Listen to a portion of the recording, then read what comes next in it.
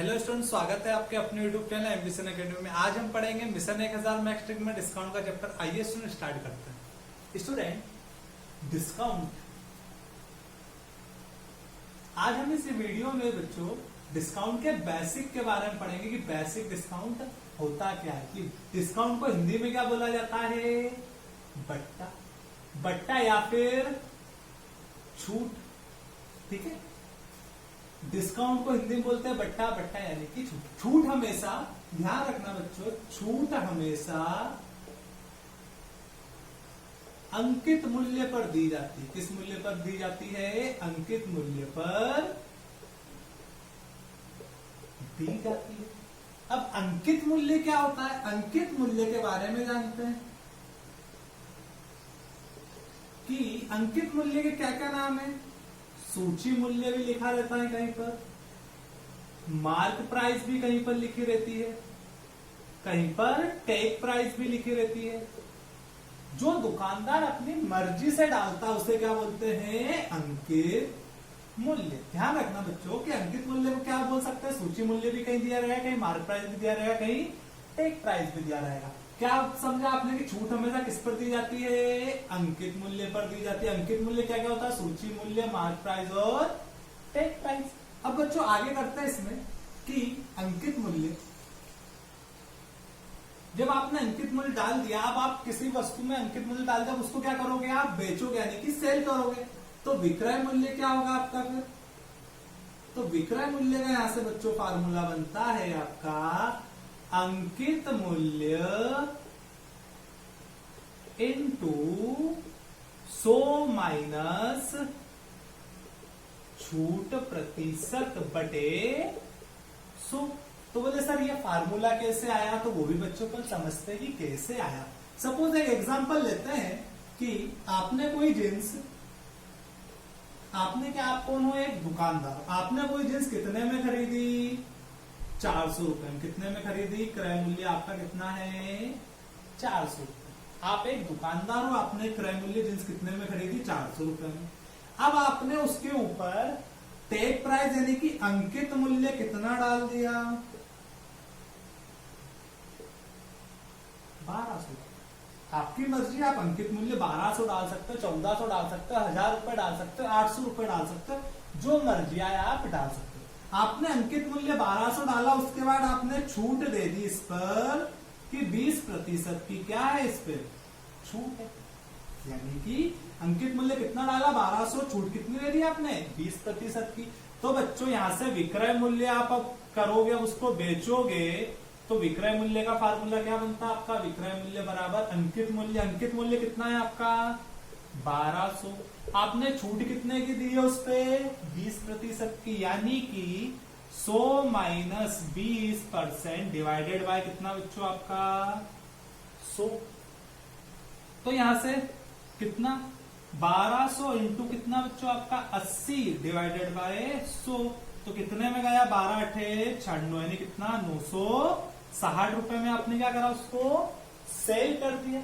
अब बच्चों अगर पूछा जाए कि आपका, आप दुकानदार हो, तो दुकानदार का इसमें लाभ कितना हुआ? तो लाभ के लिए आपको मैंने एक बात बताई थी कि लाभ कब होता है? जब विक्रय मूल्य माइनस क्रय मूल्य। विक्रय मूल्य कितना है आपका? 960 माइनस 400 यानी कितना आपका?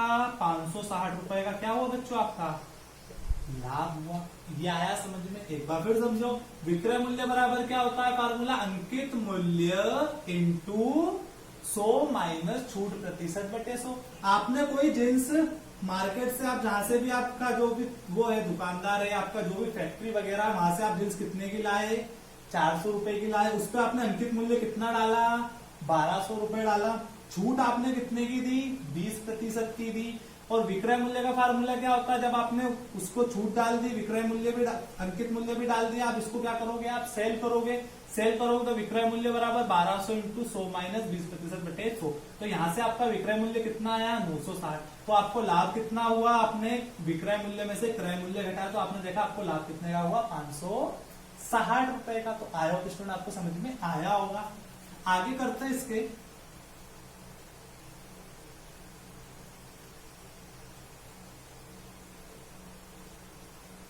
अब बच्चों आपसे एग्जाम में क्वेश्चन क्रय मूल्य और अंकित मूल्य पर बनते हैं, तो हम देखते हैं क्रय मूल्य और अंकित मूल्य में संबंध कैसे होता है। अभी तो आपने देखा ना क्रय मूल्य था, फिर उसके बाद क्या डाला आपने, अंकित मूल्य डाला, और अंकित मूल्य के बाद आपने उसको क्या करा, विक्रय कर दिया, तो क्या हो गया आपका विक्रय मूल्य। तो इन दोनों में संबंध कैसे आता, तो इन दोनों में संबंध की वजह है आपका विक्रय मूल्य। आइए बच्चों समझते हैं कि कैसे संबंध आता है। यानी कि क्रय मूल्य, उसके बाद क्या लिखा मैंने, विक्रय मूल्य, और उसके बाद मैंने क्या लिखा आपका अंकित मूल्य। यानी कि क्रय मूल्य का संबंध किससे है, विक्रय मूल्य से, और अंकित मूल्य का भी संबंध किससे है, आपके विक्रय मूल्य से। कैसे संबंध है वो भी समझते हैं। बच्चों आपको पता है आप विक्रय कब करते हो, विक्रय मूल्य कब करते हो आप, जब आपके पास क्रय मूल्य पे कुछ लाभ होता है। लाभ कैसा, 100 प्लस लाभ प्रतिशत बटे में कितना आपका 100। ठीक है, विक्रय मूल्य आप तभी करोगे, कोई वस्तु का आपका क्रय मूल्य पता होगा और आपको उस पर क्या हो रहा होगा, लाभ हो रहा, तभी तो आपका क्या निकलेगा, उससे विक्रय मूल्य निकलेगा। अब इसी तरह से अभी एक लास्ट अपन ने फार्मूला देखा कि विक्रय मूल्य का अपन यहां भी तो यूज करते हैं। विक्रय मूल्य का एक फार्मूला ये भी तो होता है, अंकित मूल्य इंटू 100 माइनस छूट प्रतिशत बटे में क्या बच्चों आपका 100। तो बच्चों जब आप दोनों को क्या करोगे, बराबर करोगे, इन दोनों को क्या कर लोगे, विक्रय मूल्य ये भी, विक्रय मूल्य ये भी, तो दोनों फार्मूले क्या हो जाएंगे, बराबर हो जाएंगे। तो क्या हो जाएगा यहां से, क्रय मूल्य इंटू 100 माइनस, एक सेकंड यहां पे लिख देते हैं, क्रय मूल्य इंटू 100 प्लस लाभ प्रतिशत बटे 100, और इसको भी मैंने क्या करा, बराबर में क्या रख दिया, इसको रख दिया, तो कितना हो जाएगा यहां से, अंकित मूल्य इंटू 100 माइनस छूट प्रतिशत बटे में क्या आपका बच्चों 100। तो दोनों तरफ बच्चों आपका क्या है 100, तो 100 से 100 क्या हो जाएगा, कट जाएगा। तो यहां से अगर आपका क्या आया, क्रय मूल्य इंटू 100 प्लस लाभ प्रतिशत बराबर में अंकित मूल्य इंटू 100 माइनस छूट प्रतिशत।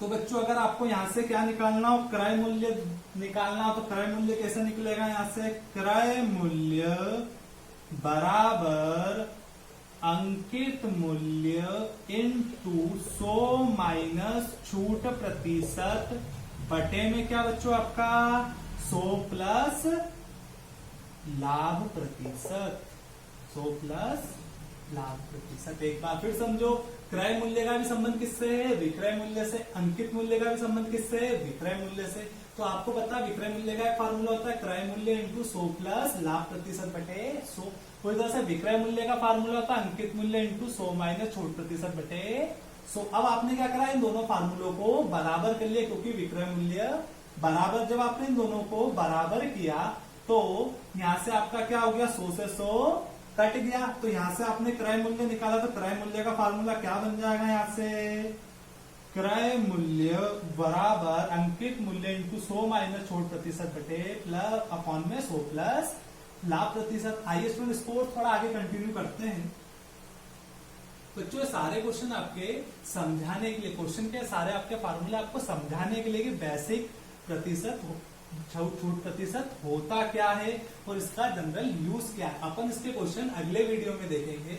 जैसे कि अभी आपने फार्मूला बनाया, क्या बना आपका क्रय मूल्य का, क्रय मूल्य बराबर अंकित मूल्य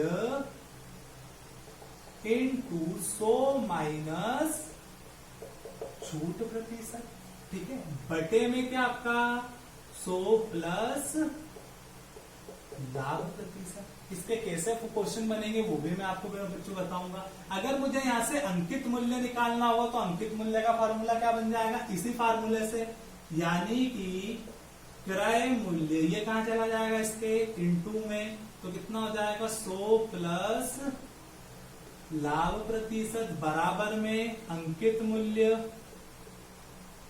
अपॉन में कहा जाएगा बच्चों, ये इसके नीचे आ जाएगा, ये कितना आ जाएगा आपका 100 माइनस छूट प्रतिशत। तो अंकित मूल्य का एक फार्मूला भी यहां से आपका बन गया कि आप यहां से भी अंकित मूल्य निकाल सकते हो अगर आपको क्वेश्चन में पूछे कि अंकित मूल्य कैसे निकलेगा।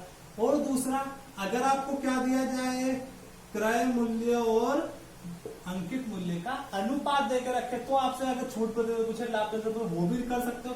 कैसे कर सकते हो, ये जो क्रय मूल्य लिखा अंकित मूल्य को कहां लेके आ जाओ, अपॉन में आ जाओ, यानी कि यहाँ क्या आ जाएगा आपका अंकित मूल्य, तो बराबर में कितना हो जाएगा आपका 100 माइनस छूट प्रतिशत अपॉन में क्या 100 प्लस छूट, सॉरी 100 प्लस लाभ प्रतिशत। तो बच्चों एक फार्मूला भी आपका यहां से बन गया। तो ये क्लास में बच्चों सिर्फ आपको फार्मूला बताना, मैंने आपको बताया था कैसे फार्मूले आपके बनते हैं। तो अगले वीडियो में अपन बच्चों इसके क्वेश्चनों को सोल्व करेंगे। आई होप स्टूडेंट आपको ये समझ में आया होगा। Okay, thank you student.